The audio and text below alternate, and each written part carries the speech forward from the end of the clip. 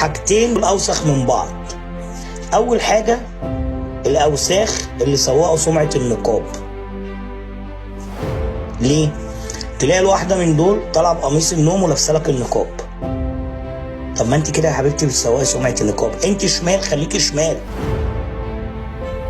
ليه تلبسي يعني هيداري وشك عشان وشك ما يتعرفش؟ طب وربنا عادي يعني بالنسبه لك؟ مش شايفك؟ مش شايف صوتك اللي انت بتتكلمي بيه مش معروف لجوزك، مش معروف لاخواتك، مش معروف لجيرانك، لاهلك. الشيء التاني، البنات اللي كانوا بيطلعوا الاول بحجابهم دلوقتي بسم الله ما شاء الله قلعوا حجابهم عشان خاطر الدعم.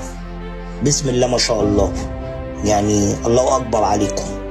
طب انت لما قلعت الحجاب دلوقتي قلعتيه عشان خاطر الداعم ولا عشان خاطر الدعم يخش لك ولا عشان الناس تشوف حلاوه شعرك مثلا؟ انا عاوز افهم لك. ولا الداعم طلب كده؟ وكلكم بقى التانية اللي كانت امبارح اول ما جالها الدعم نزلت سجدت، يعني قلبين، قلب ب100 كل واحد قلبين ب200 نقطة، نزلت سجدت. طب انت ربك مين؟ ما انا عاوز افهم انتوا ربكم مين؟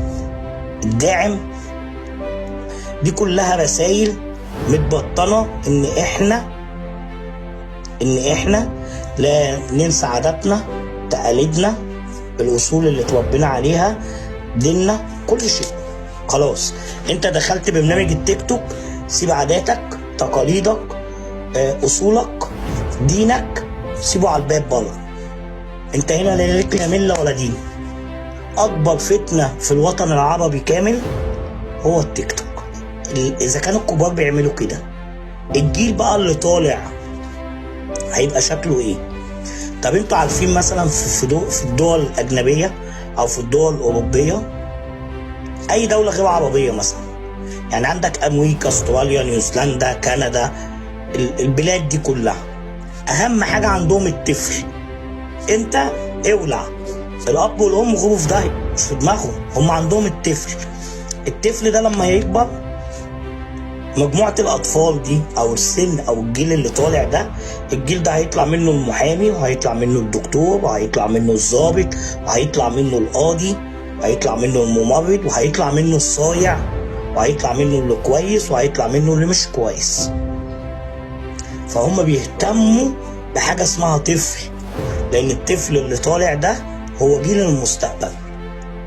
طيب انت النهارده وصلت ان الاب والام قاعدين على اللايف ماسكين الطبله، ارحب يا احمد يا احمد، وشغالين الموسيقى.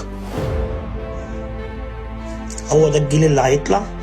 اذا كان الطفل اللي قاعد تمام قاعد بيتفرج على ابوه وامه وهم في اللايف، فبيعلموه اصول اللايف او البث المباشر من صغرهم، من صغره خلاص.